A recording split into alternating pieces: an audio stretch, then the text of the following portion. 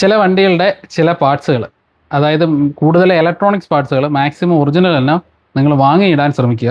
അപ്പോൾ അല്ലാത്തതിൻ്റെ പ്രശ്നം എന്താണെന്ന് വെച്ച് കഴിഞ്ഞാൽ, ഇത് നമുക്ക് വന്നിരിക്കുന്ന ഒരു ഈക്കോ വണ്ടിയാണ്. അപ്പോൾ ഇതിൻ്റെ ഒരു ഇഗ്നേറ്റർ ഷോർട്ടായി പോയെന്നുള്ളതായിരുന്നു അതിൻ്റെ പ്രശ്നം. ഷോർട്ടായതിന് ശേഷം പുതിയ ഇഗ്നേറ്റർ ഇട്ടു, പുതിയ ഇഗ്നേറ്റർ ഇടുന്നതും ഷോർട്ടായി പോയിക്കൊണ്ടിരിക്കുക. അപ്പോൾ ഇതെന്താ കാരണം എന്ന് അന്വേഷിച്ച് വന്നപ്പോഴത്തേന് അത് ECM ഷോർട്ടാണ് വരുന്നത്. അപ്പോൾ ഒറിജിനൽ ഇഗ്നേറ്റർ മാറി ഡ്യൂപ്ലിക്കേറ്റ് ഇട്ടതിന് ശേഷമാണ് ഈ കസ്റ്റമർക്ക് ഈ പ്രശ്നം വന്നത്.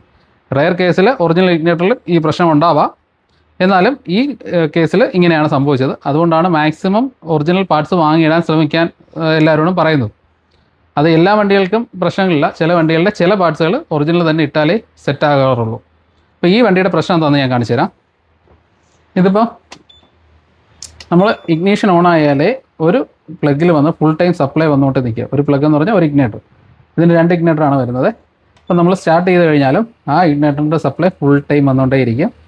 അപ്പോൾ ഈ എന്താ സംഭവിക്കുക എന്ന് പറഞ്ഞാൽ, നമ്മൾ ഇടുന്ന പുതിയ ഇഗ്നേറ്ററും ഷോർട്ടായി പോകും.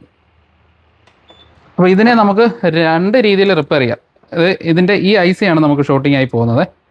അപ്പം ഇത് നമുക്കൊന്നെങ്കിൽ പുതിയ IC മാറി റിപ്പയർ ചെയ്യാം, അല്ലെങ്കിൽ തൽക്കാലം ആ ഒരു കണക്ഷനെ മാത്രം ഫിൽറ്റർ ഇട്ടിട്ട് നമുക്ക് റെഡിയാക്കാൻ പറ്റും. അപ്പം IC മാറി ചെയ്യുന്നത് കോസ്റ്റ്ലിയാണ്. ഫിൽറ്റർ ഇട്ട് ചെയ്യുന്നതിന് സാമ്പത്തികം നമുക്ക് കുറഞ്ഞ ആളുകൾക്കും ചെറിയ രീതിയിൽ വേണമെങ്കിൽ അങ്ങനെ ചെയ്യാം നമുക്ക്. അപ്പം നിങ്ങളുടെ സാമ്പത്തികം അനുസരിച്ചിട്ട് ഏത് വർക്ക് വേണമെന്നുള്ളത് നിങ്ങൾ സെലക്ട് ചെയ്തിട്ട് നിങ്ങളുടെ അടുത്തുള്ള ഷോപ്പിൽ ECM റിപ്പയർ ചെയ്യുന്ന ഷോപ്പിൽ കൊടുത്താൽ അവരിത് ചെയ്തു തരും. അപ്പം ചെയ്തതിന് ശേഷവും മാക്സിമം നിങ്ങളുടെ വണ്ടിയിൽ ആ ഒറിജിനൽ പാർട്സ് മാറിയതിന് ശേഷം ECM ഓൺ ആക്കാൻ ശ്രമിക്കുക. ഇല്ലെന്നുണ്ടെങ്കിൽ ഇതേ പ്രശ്നം വീണ്ടും വരും. അപ്പോൾ നമ്മുടെ വീഡിയോ ഇന്ന് ഇത്രയേ ഉള്ളൂ. Thank you for watching.